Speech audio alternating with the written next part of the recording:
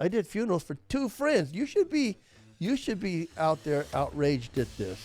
And I think the mainstream media just wants to push it under the rug.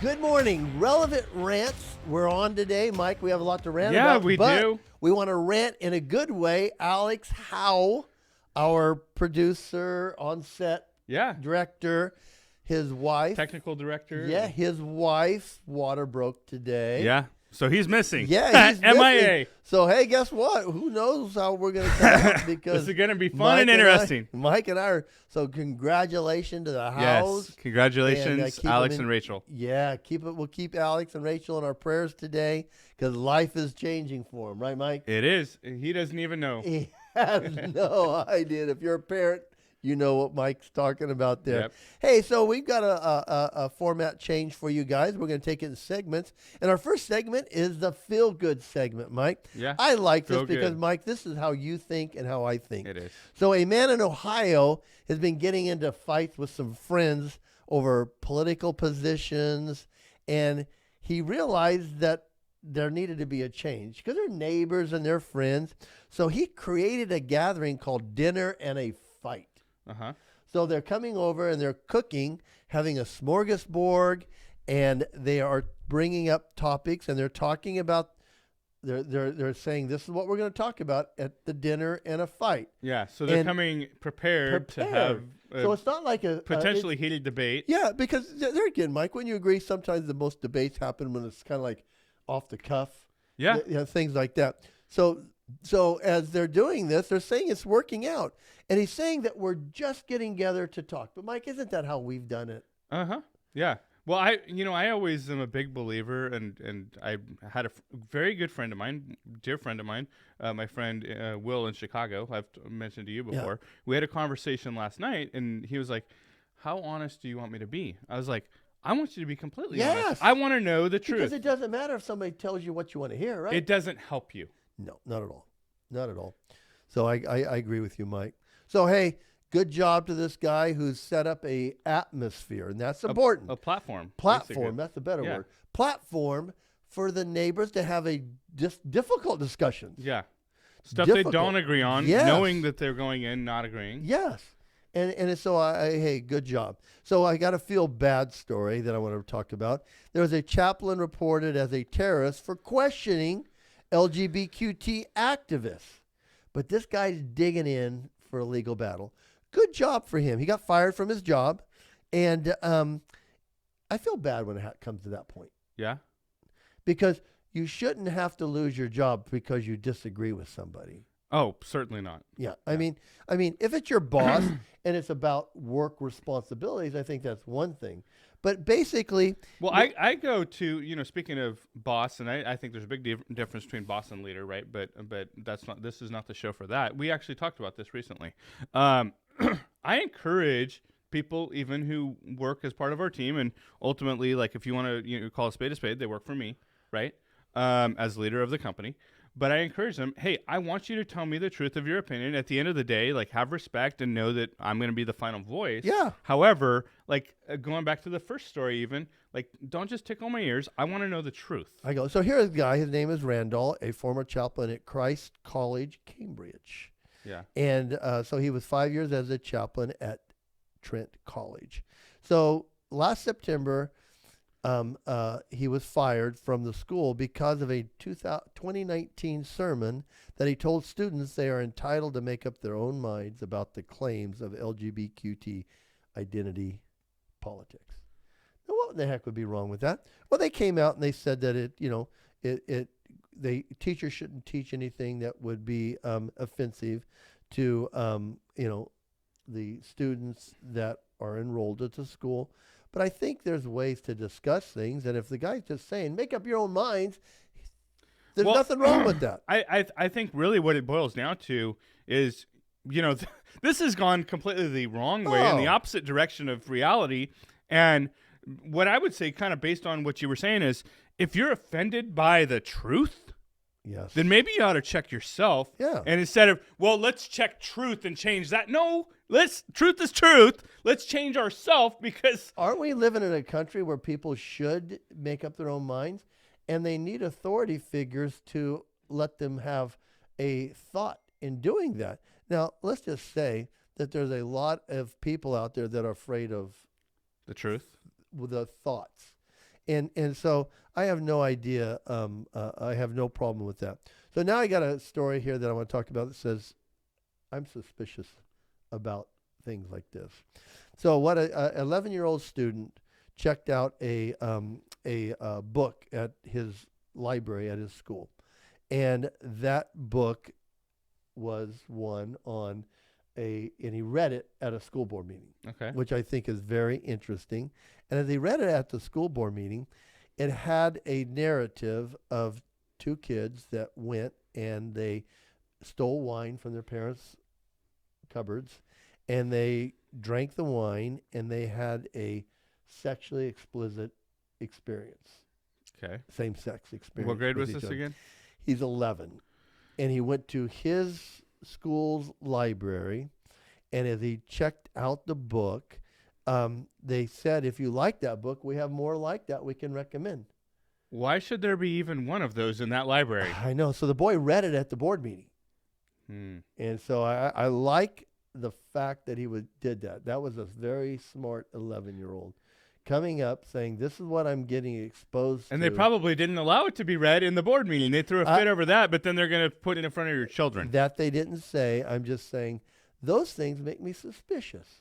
Yeah. You know, when I say it's suspicious, it shouldn't happen, right? Well, I think the suspicion part comes in, what is their agenda? And I think their agenda is pretty out there at this point. Well, it shouldn't be under the cover. Push. This kid shouldn't be getting the opinion of a librarian that if you like that book, come back and we'll give you more. That goes back to the parent's responsibility. You cannot regulate to somebody else your parenting responsibilities. Education should be education. So then I got another one that's saying that you should be suspicious about this. So there's a gender dysphoria alliance. So this came out, and we'll have all the links for this, even though Alex is gone. We'll figure it out. We're going to figure it out. So what it is the transsexuals want to reclaim the narrative on gender dysphoria as a meaningful diagnosis from radical transgender activists who wish to eradicate it and other so-called barriers to sex change services. They're saying, we want somebody to come in and make a difference between us that have been transgenders and now the radical activists. They're wanting to make everything about sex change. Isn't it crazy? You should be suspicious about this. I mean, the same group doesn't think the same way, right? Right. I mean, like, what the heck? So I just think that's good. So now I want to talk about something that I think is wrong. I mean, I think as we're going through this. So this week we found out that we were right, Mike. Wuhan backlash erupts after a stunning Biden administration omission. It says Republicans erupted in outrage after Biden administration admitted over the weekend that Wuhan Lab was most likely source of COVID-19. Same lab taxpayers have funded for years. Yeah. That's wrong. Yeah. Well, I think it's cool that, it only took them 3 years to realize what we knew 3 years ago. Well, so they're finally admitting it. Even though Alex isn't here, we'll say allegedly, but it's now starting to get more leaked out there. So Fox ran an article about COVID lab leak theory appears vindicated after Energy Department reports they censored us and trashed us for suggesting it. Well, did you hear that now they're attacking Rupert Murdoch? Well, they might because he is Fox, and they're saying Fox. They say CCP government intentionally released COVID-19 all over the world. Says a Chinese virologist. So they got a guy that was on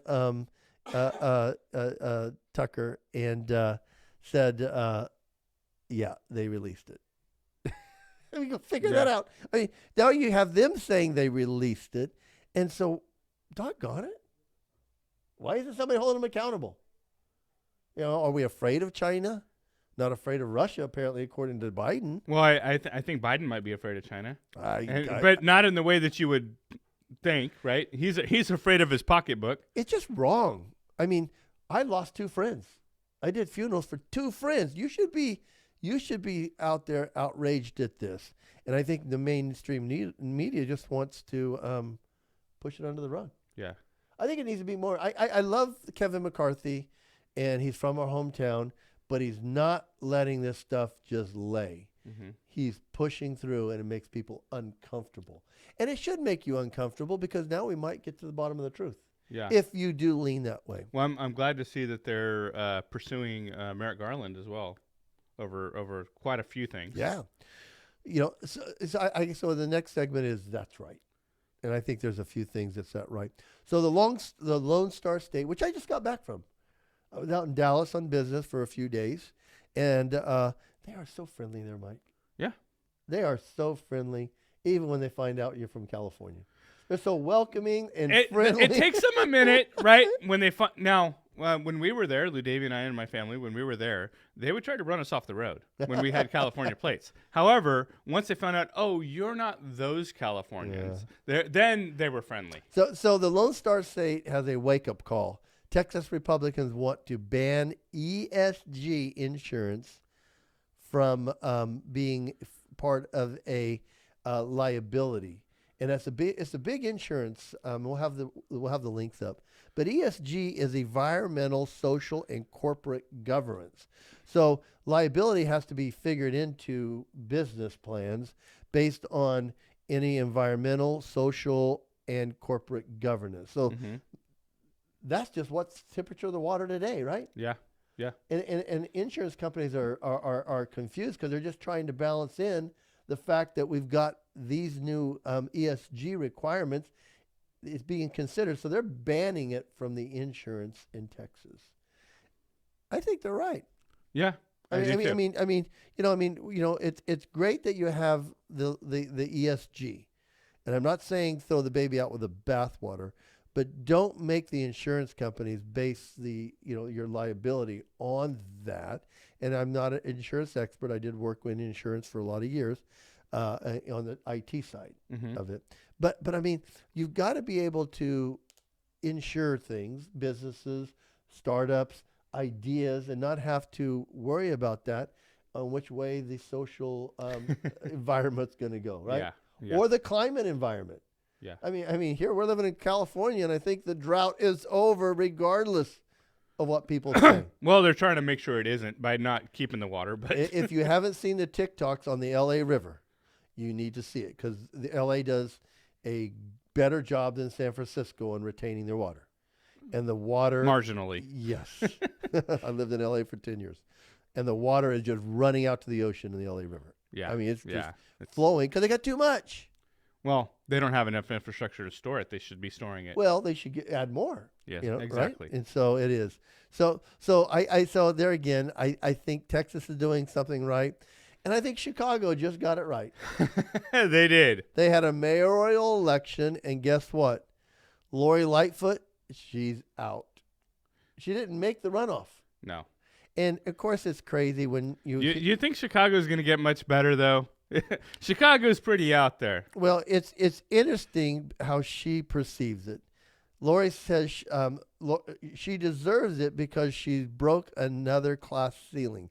She's saying she deserves to be mayor because she was the first black because she wants to. The black lesbian mayor of Chicago.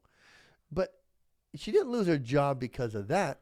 She lost it because she's the worst mayor in America. Right, but I have a question. If she's saying she deserves to be mayor because she's a black lesbian woman, what does that have to do with the price of beans? Right?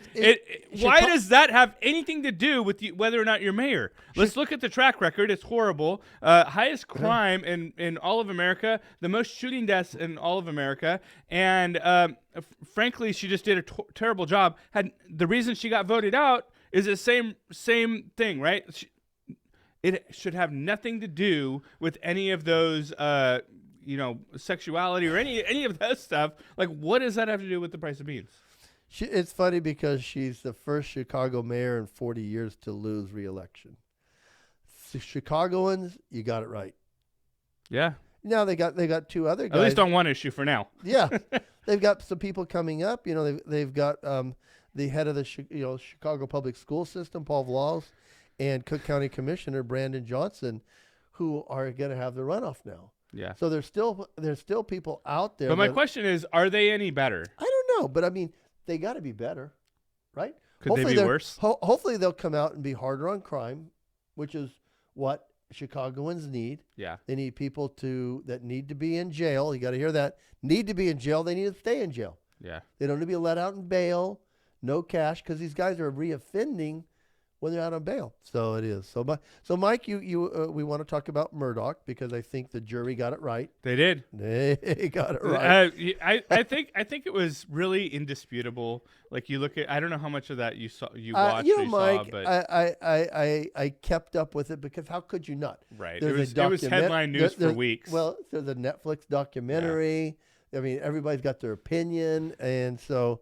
But you know what I think is sad. Like he made a comment like, I would never do anything to hurt. I would never do anything to intentionally hurt my family. First of all, like, why do you have to preface it with intentionally at all, right? But you did, right? Because he was hooked on opiates, oxycodone, and he had some financial crimes. He had affairs on his spouse that they knew about. Let's just go back and talk about the documentary, which kind of levels the target on the corruption that has been going on for years. The financial crimes. Yes. Yeah. And he was under investigation for that, and somehow he thought, if I kill my wife and kill my kid. Now, granted, guy's a drug addict, right? Yeah. Really, frankly, when you get to it, okay, yeah, maybe these drugs are prescription drugs, whatever. He wasn't getting them, to help with pain. Yeah. He was a drug addict, okay? Plain and simple. So you realize like what goes through the mind of a drug addict. Hey, if I kill my wife and kid, maybe I'll get off of this other stuff. Like, why did you let it go that far? That I know. You know what I mean? It's terrible. It is. And then we have I think Tennessee's getting it right, where the governor signs a bill banning trans treatment for kids into law, and that's for they're not the only state, and that's for minors.